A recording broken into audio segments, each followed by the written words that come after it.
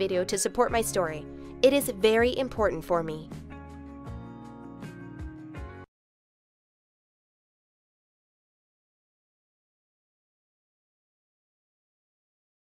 At Data Camp, we provide high-quality interactive courses from the world's best data science instructors, so you can learn anywhere, anytime, at your own pace. Data science isn't just a hot career path in today's job market. It's a... Hello, I'm Gina. Do you think it's possible for a person to love you too much? This is exactly what happened to me. I first saw Brad in school, and he was such a handsome boy with the prettiest smile I'd ever seen.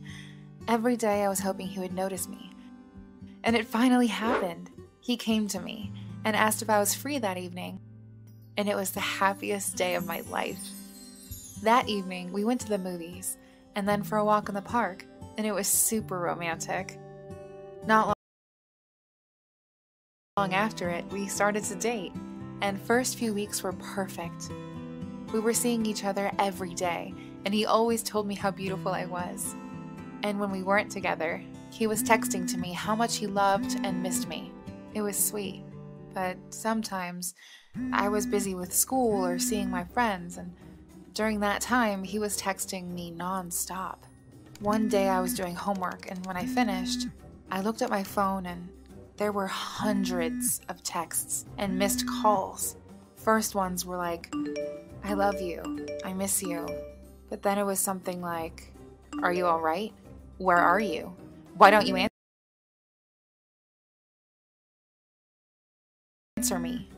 I called Brad and said, "I'm sorry for not answering. I was busy with my homework." He said, "Okay, but call me next time because I'm worried." It was quite sweet the first time, but then it happened again and again. Each time when I wasn't able to answer him right away, even if it was during a lesson, he started to panic. One time, he even knocked on a classroom door and asked a teacher for me to come out. It was so embarrassing. Brad always wanted to be with me, like all the time. He was visibly upset if I decided to spend some time with my friends instead of him. Honestly, it was kind of a turnoff at this point. It was hard to like a boy who didn't give you any space. I told my friends about it, and they thought I was selfish because he just loved me very much. So I kept going, thinking it would get better eventually. Of course it didn't. It only got worse. He was waiting for me to come out of class after each lesson and insisted on us always being together. At this point, even my friends realized that something was wrong. When I told him that I wanted to spend some time separately, he got mad, saying, "You don't love me anymore." I had to prove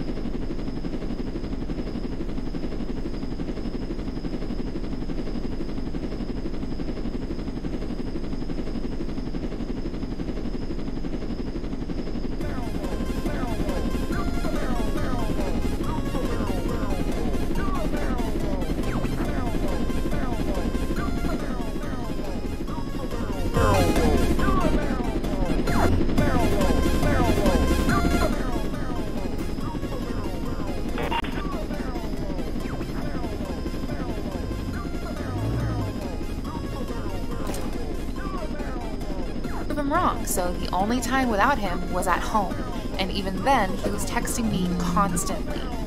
The last straw for me was when I was talking to Johnny, my classmate, about the project we were doing together for school, and Brad came to us, faced Johnny, and said to him, "Stop talking to her, she's mine." I tried to explain to Brad that he should calm down. Johnny's just a classmate, but he wouldn't listen, trying to act like a man and protect me. Yeesh. Johnny got up and left, muttering, "Weirdo." I was so embarrassed. So I told Brad, "It's not okay. You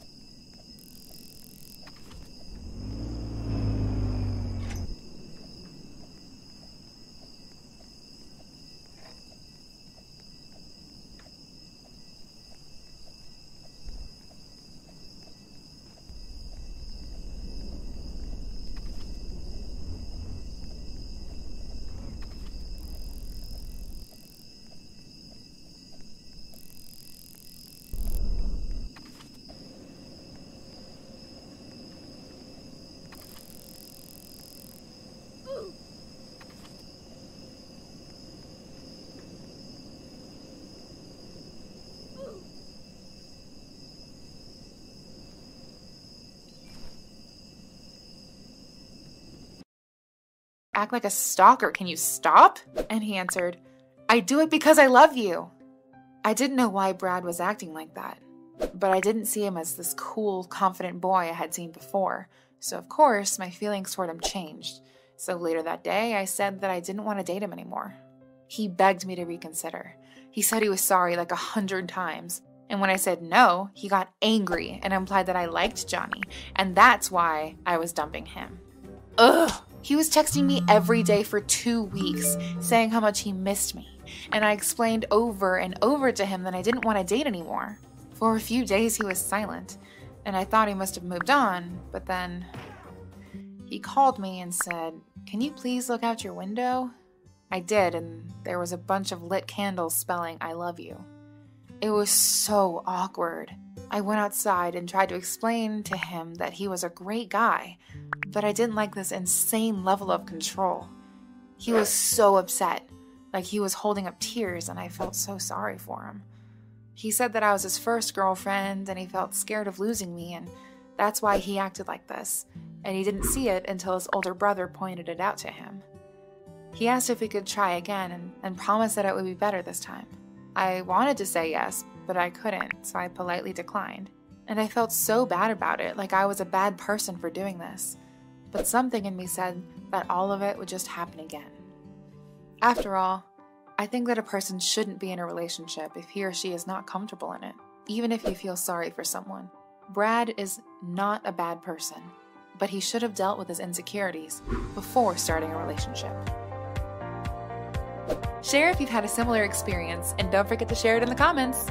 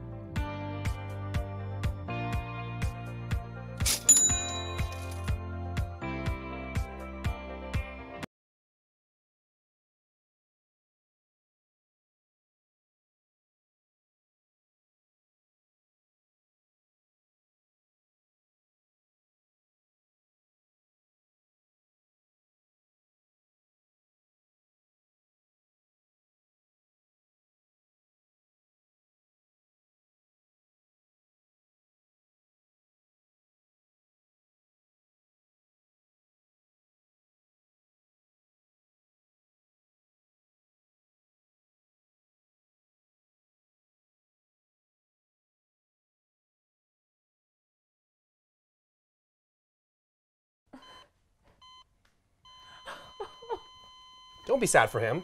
His life f***ing sucked. He spent $125,000 on a useless college degree and ended up in a dead-end 9-to-5 job. Trust me, he was happy to die. And let's be honest, maybe you're in the same situation. Maybe you're in college, studying something you don't care about, having no guarantee of a job afterward, and paying so much money that pretty soon you'll find yourself standing on a street corner at 3 a.m. with bruised knees. Or maybe you're working a 9-to-5 job where you're underpaid, you're overworked, you're not given any chances to grow your career, and your boss is such an incompetent douchebag that he makes Kim Jong-un look like Catholic Saint Mother Teresa. Whatever situation you're in, the reason life f***ing sucks comes down to one thing. In one of my management classes, I sit in the same seat in the front every day. Every single day I sit there. Now, I also sit next to some foreign guy that barely speaks English. The most advanced thing I've heard this guy say in English is, "Whoa, my muffin is really good." This guy also has a habit of stacking every item he owns in the exact space I sit. His bag, his food, his books and phone are always right on my desk space. Now, every single time I walk into class, this guy says, "Ah, Tom, you here? Okay," and starts frantically clearing my desk of his belongings. He then makes it a habit to say, "Ready for class, yeah?" and gives me a high five. Every day, this guy gives me a high five. I was always annoyed with this guy. I'm thinking, dude, you know I sit in this seat every day. Why are you always stacking your stuff here? And the last thing I want to do is give a guy who barely speaks my language high fives at 8 in the morning. Just get your stuff off my desk. But today I came to class and was running a few minutes late. I'm standing outside because I had to send a quick text. I could see my usual space through the door out of the corner of my eye. Of course my desk was filled with his belongings. The usual. As I'm standing there on my phone, another guy who was also late walks into the class before me and tried to take my seat since it's closest to the door. The guy sitting next to me stops this dude from sitting down and says, "I'm sorry, my good friend Thomas sits here."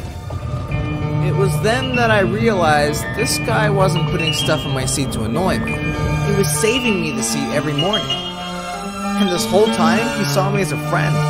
But I was too busy thinking about myself to take him into consideration.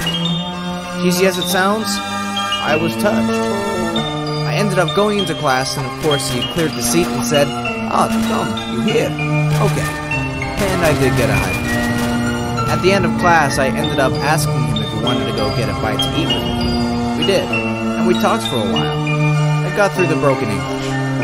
The guy moved here from the Middle East to pursue a college education in America.